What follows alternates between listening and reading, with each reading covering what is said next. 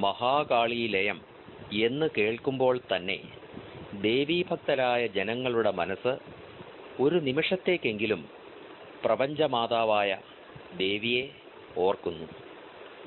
പരാശക്തിയായ ദേവിയുടെ പാദങ്ങളിൽ മനസ്സ് ലയിപ്പിക്കാൻ പ്രചോദനമാകുന്ന ഒരു ഭക്തിഗാനമാണ് മഹാകാളീലയം.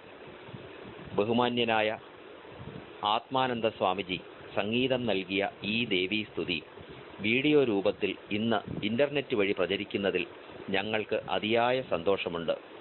ബ്രഹ്മാ വിഷ്ണു മഹേശ്വരന്മാർക്ക് പോലും അവരുടെ കർമ്മങ്ങൾ നിർവഹിക്കാനുള്ള ശക്തിയെ നൽകുന്നവളും പ്രത്യേകിച്ച് യാതൊരു രൂപവുമില്ലാത്തവളും എന്നാൽ ആത്മാർത്ഥമായ ഭക്തി കൊണ്ട് ഹൃദയം നിറഞ്ഞു വിളിക്കുന്ന ഭക്തന്റെ ആഗ്രഹത്തിനും ധ്യാനത്തിനും അനുസരിച്ച് ഏതു രൂപവും സ്വീകരിച്ച് മനക്കണ്ണിൽ പ്രത്യക്ഷയാകുന്നവളും ശത്രുക്കൾക്കും ദുഷ്ടശക്തികൾക്കും അതിഭയങ്കരിയും കരാളരൂപിയുമായി കാണാൻ കഴിയുന്നവളുമാണ് മഹാകാളി.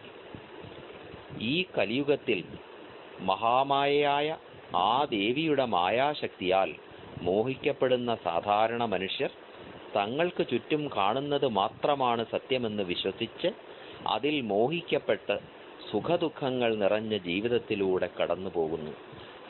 എന്നാൽ ദേവിയുടെ ഉപാസകന്മാർ കരുണാമയിയായ ആ മഹാകാളിയുടെ സ്നേഹത്താൽ എല്ലാ ജീവിത ദുഃഖങ്ങളെയും അതിജീവിച്ച് സുഖമായി ജീവിതകാലം കഴിച്ചു കൂട്ടിയ ശേഷം അപകടമരണവും രോഗമരണവും വേദനയും ഇല്ലാതെ ശരീരമുപേക്ഷിച്ച് മഹാകാളിയുടെ പാദങ്ങളിൽ ലയിക്കുന്നു.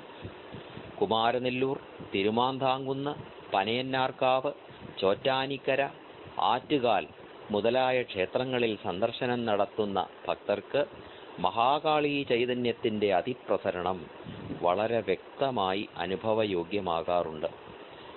ഞങ്ങളുടെ എല്ലാം അനുഭവത്തിൽ നിന്നും ഒരു കാര്യം വ്യക്തമായി പറയട്ടെ.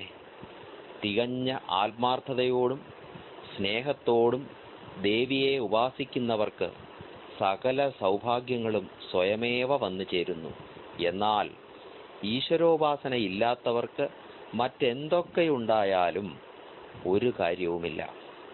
മേൽ പറഞ്ഞ പ്രകാരമുള്ള ഭക്തന്മാർക്ക് പ്രചോദനം നൽകാൻ ഉദ്ദേശിച്ചുകൊണ്ട് മഹാകാളീലയം എന്ന പ്രാർത്ഥന മഹാകാളിയായ ദേവിയുടെ പാദങ്ങളിൽ ഭക്തിപൂർവം സമർപ്പിക്കുന്നു.